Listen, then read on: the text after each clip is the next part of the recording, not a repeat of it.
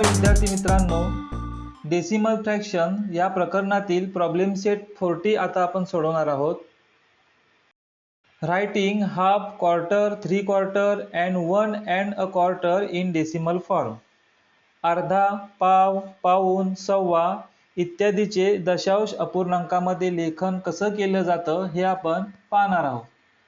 Half is usually written as 1/2. अर्धा याचे व्यवहारी अपूर्णांकामध्ये लेखन 1/2 असे आपण करतो. 1/2 म्हणजेच हाफ. 1/2 म्हणजेच हाफ आहे. तर डेसिमल पॉईंटचा वापर करून हाफ लिहित असताना डिनोमिनेटर हा 10च्या पटीमध्ये असला पाहिजे. 10, 100, 1000 अशा पटीमध्ये असला पाहिजे. 1/2 याचा डिनोमिनेटर आहे 2. त्याला आपण 5 ने मल्टिप्लाय केलं की 10 हा डिनोमिनेटर मिळतो. 2 ला आपण 5 ने मल्टिप्लाय केला आहे म्हणून याचा न्यूमरेटर जो 1 आहे त्याला देखील आपण 5 ने मल्टिप्लाय केलं. मग आपल्याला त्याचा इक्वलंट फ्रॅक्शन मिळाला. 5 1 जा 5, 5 2 जा 10. 5/10 याचं डेसिमल पॉईंटमध्ये लेखन कसं करतात हे आपण मागे अभ्यासलेलं आहे. डेनोमिनेटरमध्ये एकच झिरो आहे म्हणून डेसिमल पॉईंटमध्ये लिहित असताना पॉईंट नंतर एकच संख्या येणार आहे. या ठिकाणी होल नंबर नाही म्हणून होल नंबर म्हणून आपण 0 घेतलेला आहे. त्याच्या पुढे पॉईंट दिला आणि पॉईंटच्या राईट साईडला न्यूमरेटरच्या ठिकाणी असलेला 5 हा डिजिट घेतला. त्यामुळे 0.5 हा डेसिमल फ्रॅक्शन आपल्याला मिळाला.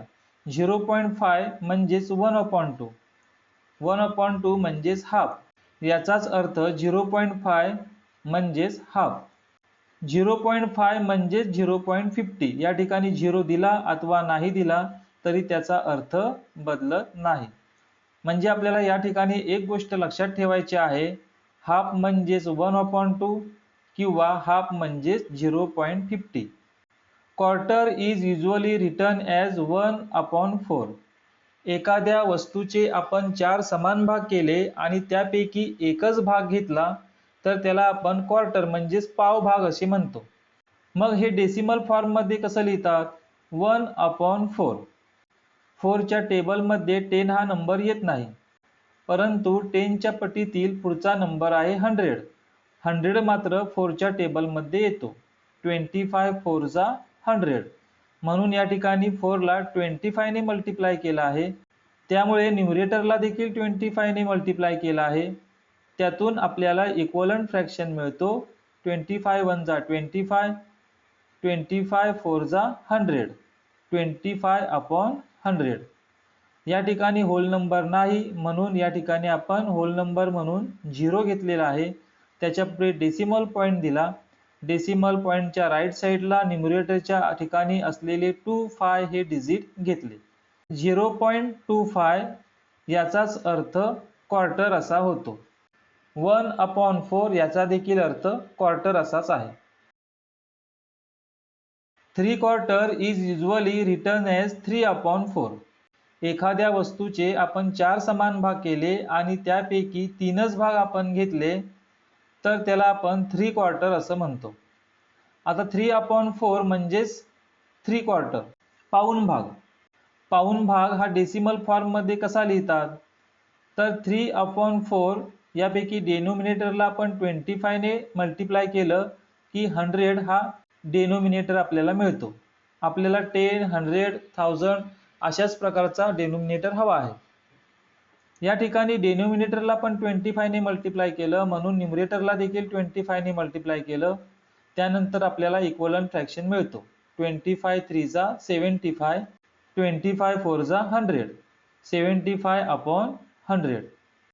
ह्याचा आपण डेसिमल पॉईंटमध्ये लेखन करत असताना या फ्रॅक्शनमध्ये होल नंबर काहीच नाहीये म्हणून या ठिकाणी आपण 0 घेतला आणि पॉईंटच्या पुढे न्यूमरेटरच्या ठिकाणी असलेले 7 आणि 5 हे डिजिट घेतले. 0.75 म्हणजेच 3/4. 100चे आपण समान भाग केले तर 25, 25, 25 आणि 25 असे 4 भाग तयार होतात. 25चे 4 भाग तयार झाल्यानंतर त्यापैकी आपण 3च भाग घेणार आहोत. 25 3 75. 25 25चे आपण 3 भाग घेतले की 75 आपल्याला मिळतात. याचाच अर्थ 3/4 म्हणजे 0.75. 1 and a quarter is usually written as 1 and 1/4.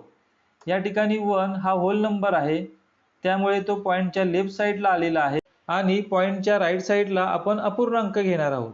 या ठिकाणी अपूर्णांक आहे 1/4. 1/4 म्हणजेच क्वार्टर आणि क्वार्टर याचाच अर्थ 0.25. 1 मध्ये आपण 0.25 ॲड केले की आपल्याला 1.25 हा डेसिमल फॉर्म मिळतो. आपण हे कशा प्रकारे लिहिलं आहे हे समजावून घेऊया. या ठिकाणी 1 हा होल नंबर आहे म्हणजेच 1.00.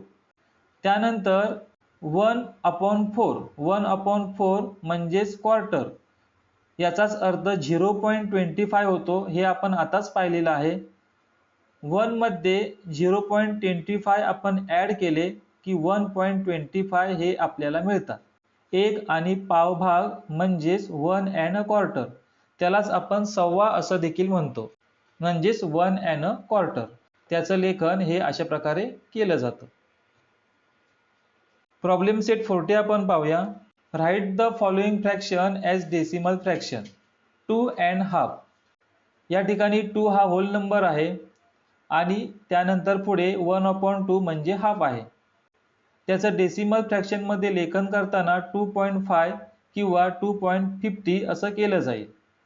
2 हा होल नंबर डेसिमल पॉईंटच्या लेफ्ट साईडला आलेला आहे आणि 1/2 म्हणजेच 0.50. 0.50 हे पॉईंटच्या राईट साईडला येतात. 2 मध्ये 0 मिळवला की 2च होतात आणि पॉईंटच्या पुढे 50 येतात आणि त्यामुळे 2.50 याचा अर्थ 2 and a half असा होतो. या ठिकाणी ॲडिशन करून देखील हे आपल्याला समजावून घेता येईल. 2 हा होल नंबर आहे, तो अशा प्रकारे लिहितात 2.00 आणि हाफ म्हणजे 0.50 हे आपण आताच शिकलेलो आहोत. 2.00 मध्ये 0.50 आपण ॲड केले की 2.50 हे डेसिमल फॉर्म आपल्याला मिळते. त्यामुळे 2 and a half डेसिमल फ्रॅक्शनमध्ये अशा प्रकारे आपल्याला लिहिता येते 2.50. 2 and a quarter. 2 हा होल नंबर आहे, पॉईंटच्या लेफ्ट साईडला येतो. 1/4 म्हणजेच 0.25. या 2 मध्ये 0.25 ॲड केले की 2.25 हा फ्रॅक्शन आपल्याला मिळतो. 2.25 म्हणजेच 2.25. 2 आणि पाव भाग असा याचा अर्थ होतो. 2 and a 3/4. 2 हा होल नंबर आहे, पॉईंटच्या लेफ्ट साईडला येतो. 3/4 म्हणजेच 3/4 आणि 3/4 हे डेसिमल फ्रॅक्शनमध्ये 0.75 अशा पद्धतीने लिहितात. 2.00 आणि 0.75 याची ॲडिशन येते 2.75. 2 आणि पाऊण भाग यालाच आपण 2.25 असं मराठीमध्ये म्हणतो. तर ही ॲडिशन या ठिकाणी आपण हे एक्झाम्पल समजावून घेण्यासाठी केलेले आहे, परंतु तुम्हाला उदाहरण सोडवत असताना अशा प्रकारे ॲडिशन करायची गरज नाही. या ठिकाणी पाहिल्यानंतर त्याच्या आधारेच तुम्ही डेसिमल फ्रॅक्शनमध्ये हा फ्रॅक्शन लिहू शकता. 10 and half. 10.00 हा होल नंबर आहे आणि 1/2 म्हणजे हाफ 0.50 यांची ॲडिशन येते 10.50. म्हणून या ठिकाणी 10 and a half हा डेसिमल फ्रॅक्शनमध्ये 10.50 अशा प्रकारे लिहिता येतो. आता आपल्याला एक्झाम्पल लक्षात आले असतील. या ठिकाणी ॲडिशन न करता पुढील एक्झाम्पल सोडवलेले आहेत. 14 and a 3/4. 14 हा डेसिमल पॉईंटच्या लेफ्ट साईडला आलेले आहेत आणि 3/4 म्हणजेच 3/4 पाऊण भाग तो आपण 0.75 असा लिहितो, त्यामुळे पॉईंटच्या नंतर या ठिकाणी 75 आलेले आहेत. 14.75 म्हणजेच 14 and 3/4. मराठीमध्ये आपण त्याचं वाचन 15.5 असं करतो. 16 and a quarter. 16 हा होल नंबर आहे, 1/4 म्हणजे 0.25 आणि म्हणून या ठिकाणी याचं लेखन 16.25 असं केलेलं आहे. 7वं उदाहरण 28 and a half. 28 हा होल नंबर आहे आणि 1/2 म्हणजे 0.50 किंवा 0.5 म्हणून या ठिकाणी पॉईंटच्या पुढे 5 किंवा 50 असे डिजिट आपण घेतले आहेत. त्या दोघांचाही अर्थ समान असतो. 28.5 असा या ठिकाणी याचा अर्थ होतो. 28.5 म्हणजे देखील 28.5. 28.50 याचा अर्थ देखील 28.5. 28 आणि अर्धा भाग. मुलांनो, या ठिकाणी आपला प्रॉब्लेम सेट 40 सोडवून पूर्ण झालेला आहे. पुढील व्हिडिओच्या माध्यमातून प्रॉब्लेम सेट 41 आपण अभ्यासणार आहोत. धन्यवाद.